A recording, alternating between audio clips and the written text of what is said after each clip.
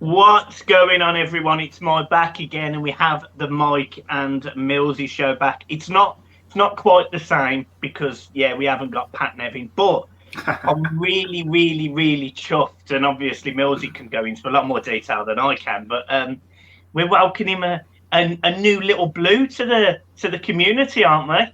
Congratulations, my friend. Oh, thank you, my man, and thanks for the messages as well that you sent over the weekend and yesterday. So yeah, finally my little girl arrived over the weekend in the fantastic women's hospital. A little girl called Hattie. She's got every Everton kit already. So it shouldn't affect the Mike and Millsy show. I should be able to kick in and talk about Everton and depress everyone as always. But no, some people have asked and sent me messages on Twitter and stuff. Congratulations. So thank you for everybody who has done that. But my little Evertonian daughter has arrived safe and sound. Yeah, good. Because I was going to come on to that because I think, and I hate to say it in this way, but me and you did speak off air. Yeah, that could potentially have not been the case. Oh, mate, it was so scary. What happened at the women's hospital on Sunday was when my wife and daughter were in the hospital. So my little girl was born late Saturday night. Plans afoot to collect them both on Sunday. That happened. And I think at first my wife was in there, and I don't think anybody really knew the extent of what happened. The way she was on the natal ward, it was like, would they think some sort of problem with the vehicle? And as news filtered through as to what happened, it does not bear thinking about that. You know, if that person got into the hospital and that happened in the hospital, it was just, mate, it made me really emotional on Sunday. It made me hug and kiss my family just that little bit longer and harder on Sunday night. Trust me, until something like that really is really close to you, and it can, it's staring you in the face that you've got your little girl, and then there's a terrorist yards away from her trying to blow things up. It makes you really. My advice to anyone would be to hug your little ones and hug your friends and family that little bit tighter, because it can change in a minute. But thank God, it never. And the heroic measures that guy, the Liverpool taxi driver, seemingly took. There's lots of stories about what happened. He delayed. He may have locked the guy in. You don't know, but you're just so thankful. And me and Mike did say we'll touch upon it, because I know on Twitter a few people messaged me and asked, is your wife in the women's? And I haven't been able to get back to a lot of people, so I wasn't on the Across the Park podcast this week, so Mike's kindly just said that we can touch over now, because I know a few of you have asked, but Mike, we're safe and sound, and that's the main thing.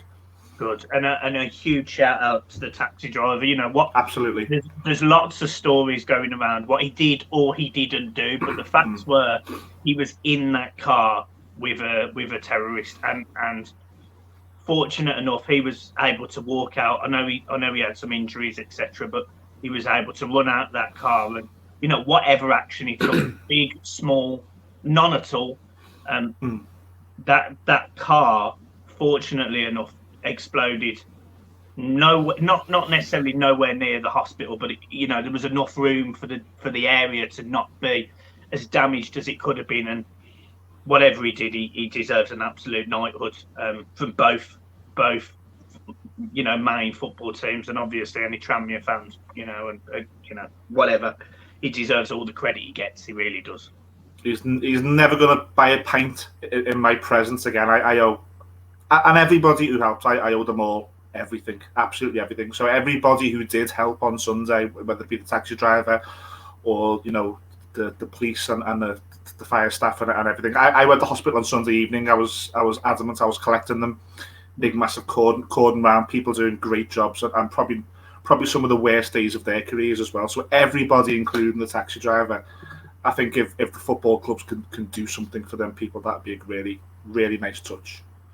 And it was incredible, the reaction, because I must say it's easier for me to judge a reaction from a different city, because you know what, I'm closer to London than I am Liverpool, really, in terms of transport wise. The trains are a little bit easier to get to, etc.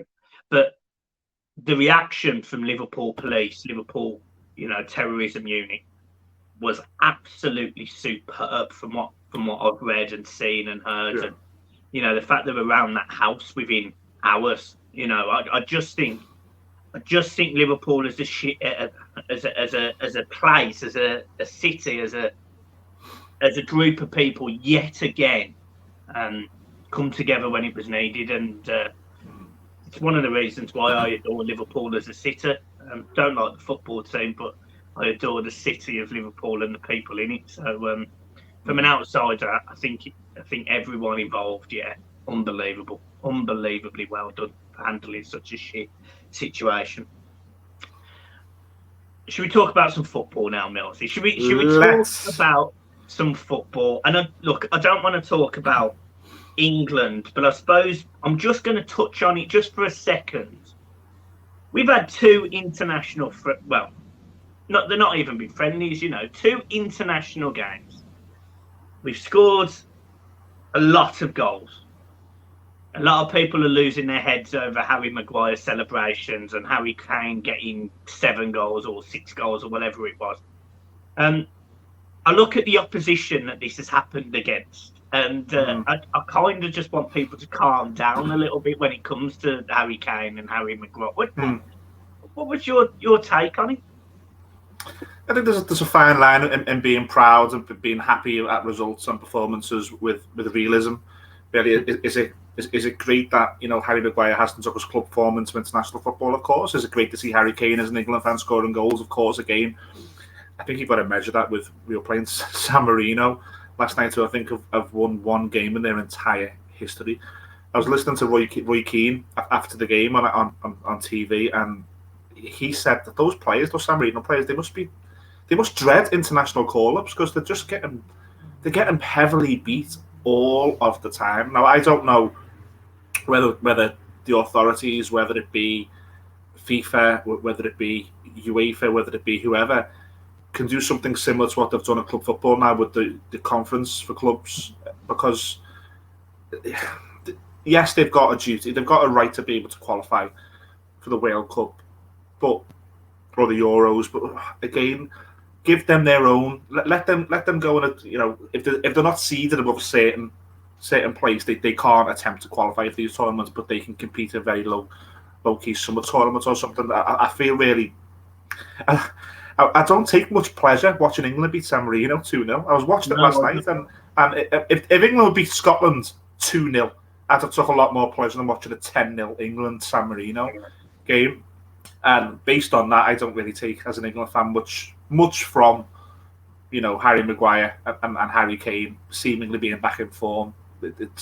I hope their club form continues the way it has been, because that'll benefit my team. But as an England fan, you do remove yourself. But it's who we're playing, Mike. I don't know about you. It's who we're playing. If Everton beat that team 22-0 in the pre-season, everybody was like having jokes and stuff, but nobody used that as a serious base to say we're going into better things. It's one of those things, and you've got to measure it. It's very similar for me. I don't know about you. Maybe you're delighted with that. I'm a bit tempered by it.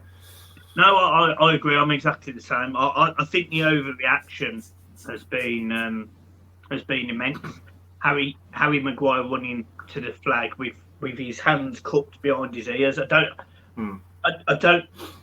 look. He can celebrate however he wants, and I'm not going to criticise a player for scoring a goal against anyone. And even in the moment when you do score a goal, I remember scoring an important goal at under 16 level, which took us through to another round in the competition. And I remember, there was probably 300 or 400 people there, and I remember running off celebrating, not thinking about my celebration. I was running around the fucking thing like with my arm, fucking airplane. In hindsight, I wouldn't do that. But I looked at Maguire's thing, and I really hope it wasn't to say to people, I'm back, because the level of team he's playing against, I want, from an England perspective, I want him to be on form against an Italy, against a Spain, against a Brazil. I'm not too fussed about him playing San Marino and Andor, whoever. And I'm sure Man United fans have a similar line. However, look, he scored. He can celebrate however he wants, and congratulations for him to a goal. But don't really faze me. I mean, it's probably an instinctive thing. He's came out since, hasn't he? He's played it down and he said it wasn't how it meant. It probably was at the time. It's probably this guy's going home week after week and being hammered by... We don't know what these people see on their own social media. Yeah. We don't know what their family and friends are going through. It's such a high profile as a footballer on you, and people around you will be affected. I think it was more of an instinctive thing, and he's thought better. He's clarified it. I think that's the best thing he could have done. Yeah, absolutely. I'm not expecting Harry Kane to score a hat-trick this weekend just because he scored 4 against San Marino. Mate, I was expecting it last weekend, though. I was really expecting it last weekend. I thought proper Everton. So was I. Just a few little news points and talking things. Liverpool Echo have released a further 9 images of the site. Probably haven't managed to have a look at it yet, but they are on the Liverpool Echo website, so go and have a look at them. I haven't seen them actually. I can just read the headline in front of me. So have a look. Ellie Sims has signed a new 3-year deal. We spoke about our youngsters and them getting deals, and we did speak about certain players like Garbutt, like Matthew Pennington, like we haven't got enough time. We haven't got enough time on this show to go through that list. It's. Do you hope this is a sign that he's going to get an opportunity, or are you worried this is another 3-year deal for a player that's going to be wasted? Unfortunately, I think the latter, and that's based on history. That's based on history and very, very a close time frame in history as well. Nathan Broadhead was given 2 years in the summer, and we knew we were trying to get rid of him. So think about that. We know we're trying to get rid of someone who's out of contract, and we give them another 2 years. We've done it all the time. Callum Connolly, Matty Pennington. He said Luke Garbutt was there. Luke Garbutt was there for 10 years. He must have played a handful of games. He kept getting contract after contract. Kieran Dowell was another one. You keep these players. It's mad to think that at one point, Luke Garbutt signed a 5-year deal for £25,000 a week. I mean, I think with Garbutt, I think he'd featured Hadley that season under Martinez, and I think the fans warmed to him. But again, what followed was we tried to loan him out, or we did loan him out straight away to Fulham. He went straight out on loan, and even though he got injured, he came back and then changed the manager and things like that. But I don't know. I would love to say now. I think that this kid is gonna get his chance this season. He's going to get on the score sheet. He's going to be a big part of things. He's maybe even going to do a similar job to us that Victor Anichebe did, where Anichebe was never the number 9, but good God, you bring him on for 10 minutes and he'd barrage teams and he'd score goals for Everton Football Club. I just don't see. I don't see it because the history that we've got to do in that with these players getting contracts, and the fact that he's not featured anyway this season, despite helping Blackpool at the tail ends of last season, getting good reviews. And fair enough if this manager and this director of football, they don't think he's ready to play for Everton Football Club this season, and maybe they think next season or the season after he will. I hope it is that. I really do. But again, it's just I don't know. We could talk about brands and youth. We could make it a week-long show about that. I've just got no hope, no faith in kids coming through Everton Football Club at the minute. This under-23s, it's Judgy on our podcast. He describes it as a graveyard. He said once you hit once you're in the 23s for over a year or two, that's it. You're not going to make it, and you'll be loaned out, and the club will then try and protect themselves. They'll see you as an asset, and I probably think it's more that, unfortunately. And again, you haven't seen him. We've seen Rondon chugging around the pitch like he was carrying Yokozuna at times this season. And you got Ellis Sims on the bench who you'd imagine would give everything at this moment in time to play up front for Everton. You imagine he'd give you everything, and he's not getting that chance. You might have a completely different spin on it. I agree. My only hope is, and this isn't based on Everton. This is based on Rafa Benitez. Rafa Benitez in the past has worked with younger players. You know, at Newcastle, for example, he brought a few through. Liverpool, I seem to remember him bringing a few through. I I hope we see him. This is a kid that I've rated quite highly for a long time, and we've known about him as Everton fans since he was about 15 years old. At this point, I remember him scoring like 30 odd goals in the under-16s league, and us saying he's the next Wayne Rooney. You know what? I want to see these kids given opportunities. So, as much as I agree with you, and I do agree with you, I'm hoping we're wrong. Do you get what I mean? I'm hoping we're wrong. My concern with it is, though, he brought Dobbin on instead of Sims in a couple of games, and that makes me think maybe Dobbin fits Rafa's ideology of what a striker, looks like, the pace. I don't know, because we haven't been able to see the two of them compared, but maybe Dobbin just fits more than Sims. That's my only sort of concern. But any young kid that wears that shirt, I want them to do well. Any of them. I just, unfortunately, when they get into the under-23s, they tend to sit there for a long time. Yeah, I think Sims. I think what I've seen of him, he'll have a career. He helped the team in a promotion push last year, and he was a fan's favourite down there, scoring goals. So, and that's at the age he is now as a young teenager. He's going to have a career, and Everton will probably now get a fee for him as and when they do. I mean, maybe Everton are looking at the Thierry Small issue and saying we have to lock the ball down now, and maybe business-wise that's a smart way of doing it, because no one liked the Thierry Small thing happening in the summer. Us fans didn't like that, and it couldn't be helped because of his age and the age he had to be to sign his first professional deal. Maybe it's let's lock everybody down now to protect us as a business, which isn't a bad thing, of course, but I just don't think I can't see Sims, and that's nothing against Sims. Let's make that clear. It's the club. I just don't see him having a role, because, like I said, we're playing runs on ahead of him. So I agree. Some other news that we've sort of had dribs and drabs of, and we'll talk about him a little bit more in depth. But Donny van der Beek has been linked with a move to Everton again in January, a player that apparently Everton tried to sign in August. I've got to be honest, I didn't hear that. And I didn't hear it from anyone that I would suspect to know about it, if you get what I mean. And I didn't hear that was a done thing. But it did come out after that apparently Everton had made an approach for him. He's what? He's a midfielder who can do a bit of everything. He can be defensive. He can be attacking. He's got a goal in him. What do you think that? Do you think that he's the sort of player that Everton could do with?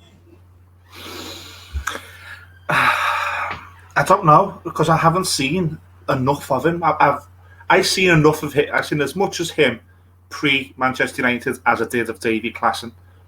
And it might be unfair to use that analogy. Van der Beek was once nominated for he was in the Ballon d'Or list or something when he was in Holland. He was unbelievable. I know, to go back to us being linked with him, I know the manager came out, didn't he, after it, and he was asked about it, and he sort of played it down. He said there was a lot of names that were being suggested on the last day of the window, and Van der Beek was one of them. The fact that we didn't follow through with that probably says to me that the manager wasn't keen on having him. I imagine Marcel Brands would have had him. I think Marcel Brands, from what I've seen, he's done little tidbits and stuff in back home as in Holland. And I think Van der Beek came up and he just said he was a really good player and left it at that. But Benitez sort of played it down. So I think if Van der Beek comes in, there's either been a change of heart from the manager, or there's a shift in the power of who's got the final vote. I can't see it, because I think the manager will always have and should always have the final vote, really, unless he's just the head coach, and I don't think Benitez is the head coach. I think Benitez is the manager. I don't see it as to what he could offer us. I think I've said it a number of times. I think Everton needs a backup. Absolutely a backup for both Alan and both Doucouré, because when either of them are injured, it's square pegs and round holes. We had it last year with Alan. I think Tom Davies, to be fair to him, did step up. But the whole system went into this massive low block, and that was from Leicester in December. Right, yeah. When Alan got injured, it changed the entire system because Alan was injured. We just changed from this free flowing team into, and then when Tokore's injured, we've seen at the tail end of last season, and you've seen what happens this season.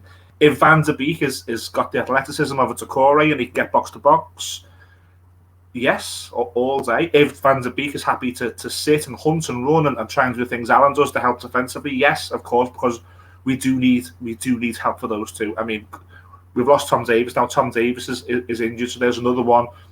You dread to think now in this next few weeks if Alan goes down. I don't know what we do. Well, you think if Alan goes, Fabian Delph has always had injury issues, albeit he's played well in the recent games he's played. So I'm not slagging him off, but you could see Everton losing both, and then at that point, Everton have no midfield by Andre Gomez and Gabami. And Andre Gomez is injured. Fabian Delph, like you've just said, you couldn't rely on him Saturday to Saturday.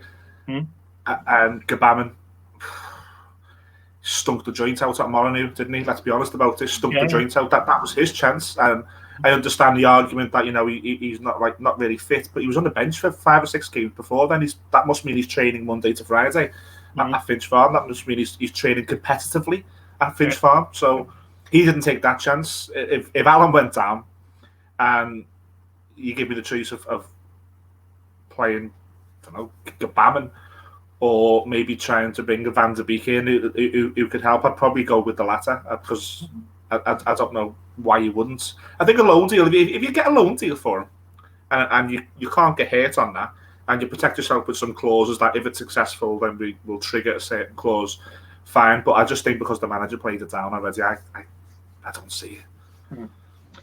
He was compared to David Klassen. Take everything back I just said. I would rather play Gabami. Yeah, he was compared to a player who works very hard in between the lines by Joel Feltman, who's a former Ajax captain, who compared him to David Klassen. And as soon as I read that statement, I thought, maybe that doesn't work. Klassen, man, he had nothing, and he had nothing. And this is in a blue shirt, and now he's a professional footballer, plays for his country. He's playing in the Champions League again now, so he's obviously got something. I'm talking about in that Everton team.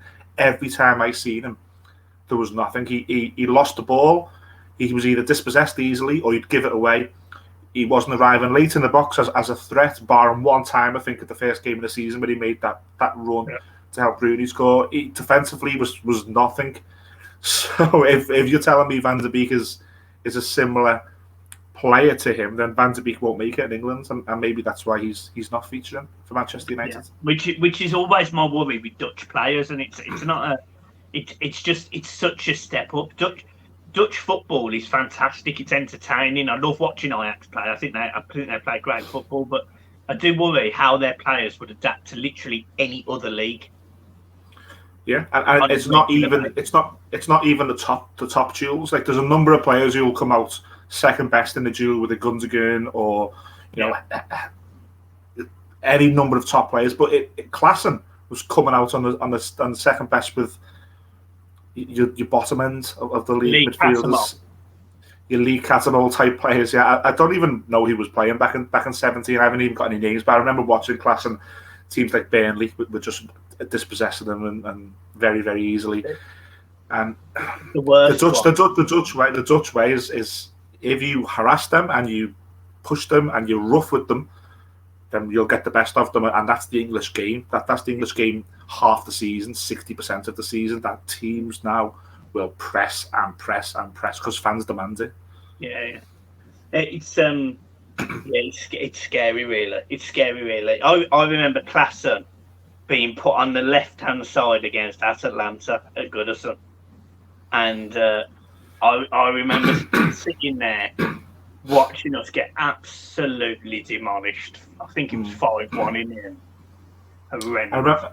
I remember that game. I actually remember Unsworth came out after it and he said that there were a number of players who've been asking for their chance and they've just swallowed it there tonight. He must have been one of them because we never saw him again, did we? I think Allardyce threw him on for 10 minutes in a home game once and we just never, ever seen him. God, I remember that. I also remember the game against Lyon at home. Oh, yeah, 3-0. Oh, he stunk the gaff out. He got subbed at half time. I think that was what Koeman's second to last game. I think we lost that one, and then we lost to Arsenal, and he absolutely stunk. Pulled off at half time, and that game was probably 7, 8, 9 games into the season, and the fans were on his back already, and you just knew, good God, if you're not willing to put a shift in here under the lights at Goodison Park, you've got no future. Just a couple of last things I want to mention. Obviously, the Everton sleepout is this week. I, unfortunately, am not going for family reasons, so I'm not going. But I wish everyone the best. It's an amazing experience if you've done it. I was fortunate enough to do it the time before COVID. It was an incredible experience. Bumped into a lot of fantastic blues. There is spaces, so go and sign up if you are interested in doing it. It's incredible. Just to say that you've slept at Goodison Park while she's still standing. Get there. Get yourself down to Goodison. And the money goes to such an amazing part of our football club, Everton, in the community. And I'm in touch with people at the club, and there's people that I've came across, the amazing Alfie squad who does stuff for Everton in the community. That money that goes to these charities and things that Everton in the community make better, it makes you so proud to be an Evertonian. I was watching on social media last night, famous DJ up in Liverpool, Lee Butler. He's a mad red, and he's sitting there yesterday. He's sitting there yesterday. You get a phone call there? Yeah, I got one, yeah. Bloody call centres. But he's standing there in the park end, and he's got like an Everton shirt on, and he's saying like, "I'll be here even as a red to help Everton in the community." And the fact that Liverpool fans and famous Liverpool fans are having to come and do things for Everton in the community because they're realising that in this city, what this club does is amazing. So all the money people are doing it, fantastic. And not only, like Mike said, to be able to be at Goodison Park, spend some hours there and look at that amazing place and the memories that happens on that pitch, but the money that you're helping raise. Good luck to everybody who's doing that on Friday. It genuinely is amazing. When you sort of sitting there at 4 or 5 o'clock in the morning, and you're overlooking, you sit in the park end, you're at the top of it, for example, and you overlook the stadium. It's got the floodlights or the sort of solar lights on the pitch. Yeah. The stands, you can sit. It's just an incredible experience. It really is.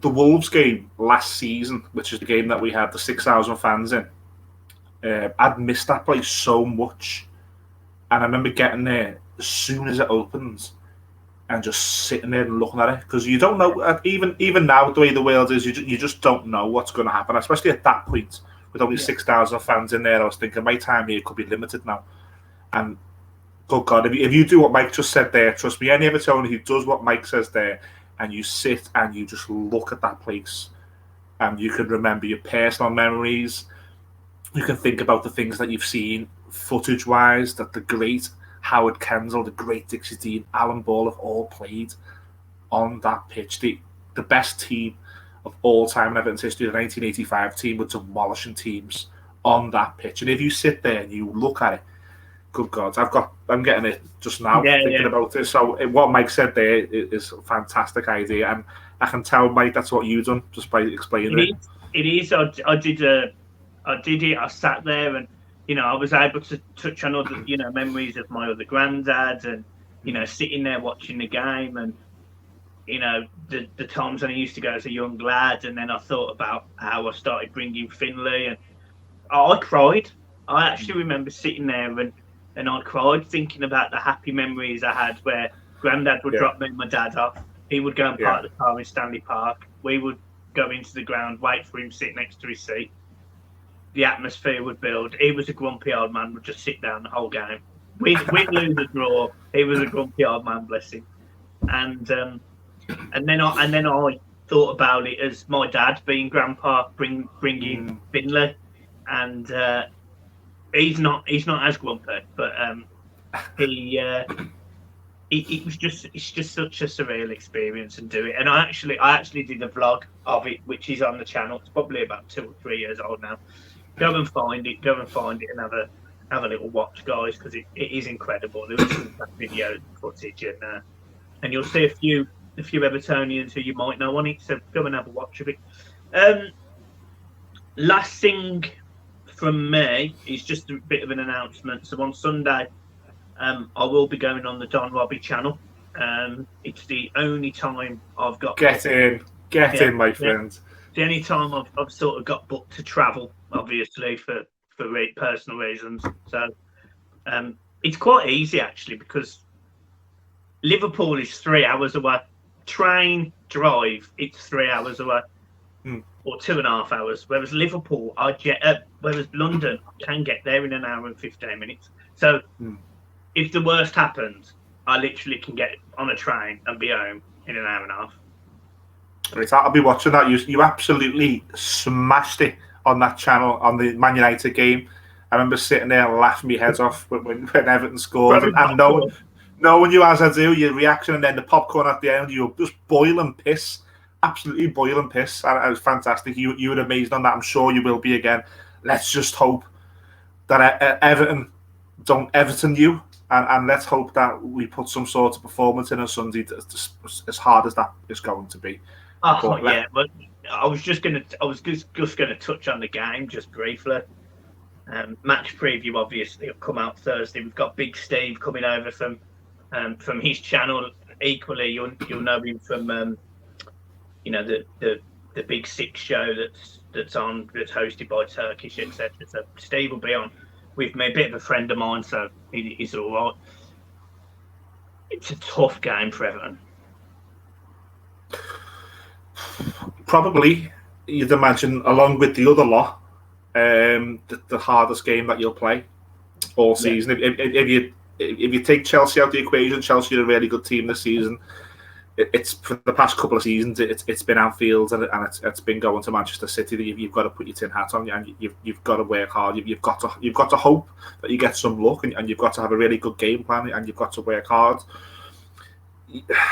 I don't know their fixture list off the top of my head. I don't know. I imagine they're playing in Europe after it. Maybe there's going to be some sort of rotation from there, and maybe they're going to see Everton as a bit of a light touch. If they do, then we've got to take advantage of that. We've got to take advantage.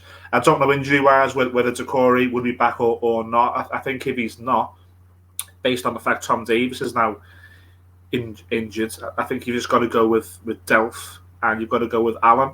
I really do believe that even though we played Townsend Central at home to Tottenham, I think you've got to be a bit more cautious than that. You'd like to see a third central player go in there, just to not allow them. If you look at City's stats at the end of each game, if you look at the amount of passes they've played, they pass you to death, they kill you, and it all starts in that central area where they just rotate, whether it be a Bernardo Silva, whether it be a Rodri, whether it be a Kevin De Bruyne. They just rotate, and you look what they did to Manchester United. They toyed with them in central areas. So for me, even though that we had, Townsend was great starting the press against Tottenham, if you're not going to play him on the wing, I would probably go with a flat 3, and you'd have to hope that would either be a fit against Decore, or you'd have to have Andre Gomez fit in there. Because there's nobody else, and that shows that the shortcomings of our squad. In short, that goes back to me saying that we do need backup for Allen and we do need backup to Corey. But I think, and I'm open to people disagreeing with this, including yourself, I just think we have to have some sort of game plan on Sunday to frustrate them and to harry them and get in their faces. That's the only way. We are not going to go there and outplay Manchester City. We're just not. No, I bang on agree with you, and for me, I think we definitely need a solid 3 in the middle. Someone, people who are going to put their bodies on the line. So that'll be Allen, Delph.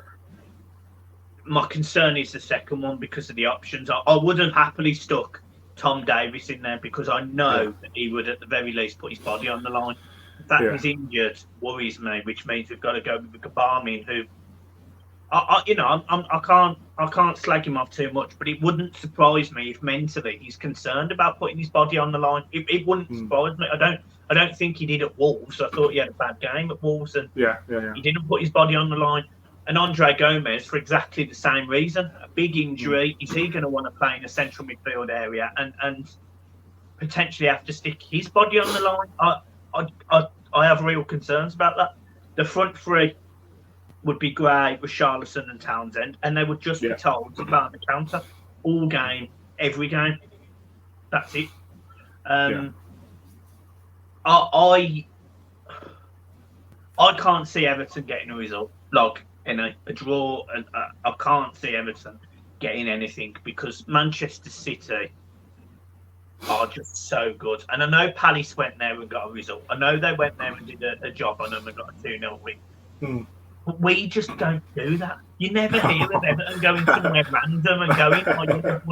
I remember we were 3-1 up at Chelsea about 6 years ago. Martinez was the manager, and fucking John Terry scores a goal that's offsides, and they draw. 98th minute or something, wasn't it? Yeah, I remember being 2-1 up against Arsenal, and Stephen Pienaar dinking the ball over Lehmann or whoever it was, and then Van Persie goes up the other end. I remember Everton winning 1-0 against Arsenal at Goodison, and Van Persie in a volley from fucking somewhere. You know, Everton just don't get these results that make you sit back and go, no.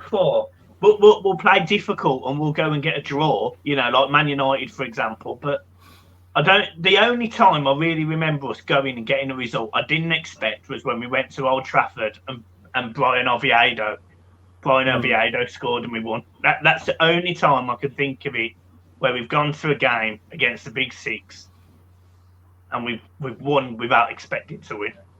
And that's what I mean. That's why you've got to be lucky. You've got to be lucky, and lucky could be that Pep looks at us as a light touch, and then we can use that as a tool to go at City and to get in their faces and show them that we're not a soft touch. I hate to say it, but your luck could be that they have injuries and we catch them on a moment. I mean, we went to Anfield last year, and by God, we got them at the best time because I was on the podcast with Liverpool fans at that time, and they didn't know what was going on. They lost 4 home games on the spin. They were around 7th in the league, and that's what I mean by luck. If you can just get someone at the right time for whatever reason it is, whether it be their perception of you, whether it be they have their own problems with injuries and suspensions, you've got to take advantage of it.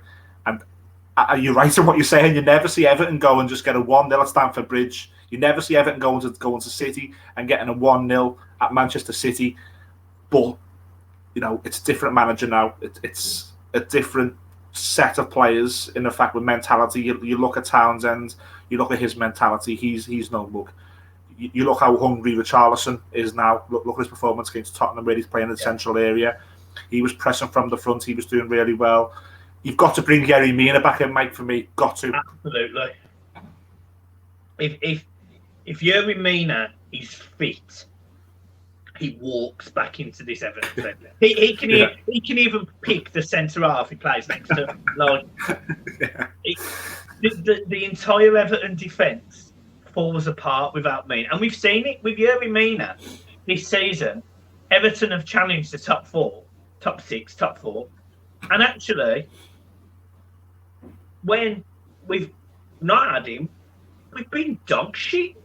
We've been absolutely dog shit. The stats backed that up. There was a stat, I think it was against Wolves, that came up on the bottom, and it said goals conceded with and without Mina, and it was like double. Yeah. God. Yeah, he walks back in, absolutely walks back in, and it's a scary thought that we were actively looking to sell him. I was actually selling him a year ago. Just before January last season, there was a whole debate. Michael Keane, Yerry Mina, our best centre half. I was going. I would say Yerry Mina. I think he's better centre half than Michael Keane, but Ben Godfrey shits on both of them. And now look. It's amazing, and he didn't play a lot of games for Barcelona, so he came from South America, he came to Europe and didn't play a lot of games, and then he came to England and had injury problems, and he wasn't playing in in the best team. So he has took a couple of 2 or 3 years to get to where he is now. And where he is now for me is he's not only our best centre back. He's one of the first names on the team sheet, which means he's one of our best players. Yeah, I agree. My only hope is that Mina and Decore are back. I think DCL's still out, but I think the two of those. I mean, DCL's been in training. He's been in training. He's been training at home. He caused not him deliberately or intentionally, but a lot of people had opinions about his dressing sense that he was wearing the other week. But I just what is wrong with people? What is wrong? And if you let people wear what they want, if I want to go out in a skirt and a boob tube, I'll go out in a skirt and a boob tube. I can appreciate no one will like the sight, but I can pick and choose what I wear. So just, I'm as an Evertonian, I was quite proud that he'd done that. Now, don't get me wrong. When I looked at that, I thought, okay, that's not something you see every day of the week, and it does take you by surprise. You do look, but at the same time, he's sending a message out that you be comfortable in your own skin. And if just one young football fan sees that, and it turns that one young football fan life around, good God! And as a young footballer, to be caring and sending that message out, he's not doing that to say, look at this top that I've just bought. He's doing it for a message. And I was so surprised. I understand it did look a bit strange. I understand that we can have a bit of fun with it. And if you want to put a meme on there where he's standing in a shopping centre or something with that, that's fine. But I seen some reactions that it was just unbelievable. I couldn't believe people felt so strongly against him doing that. Yeah, I agree. Right, okay. Well, I am finished. We've gone on 42 minutes. We've I tell you what, I'm a man. You're a wanted man today. You must owe some money. No, I don't actually. Fortunate enough, I paid it. So, guys, yeah, that is it. That is the Michael Millsy podcast. We will see you next week, and yeah, bye. Thanks for watching, guys.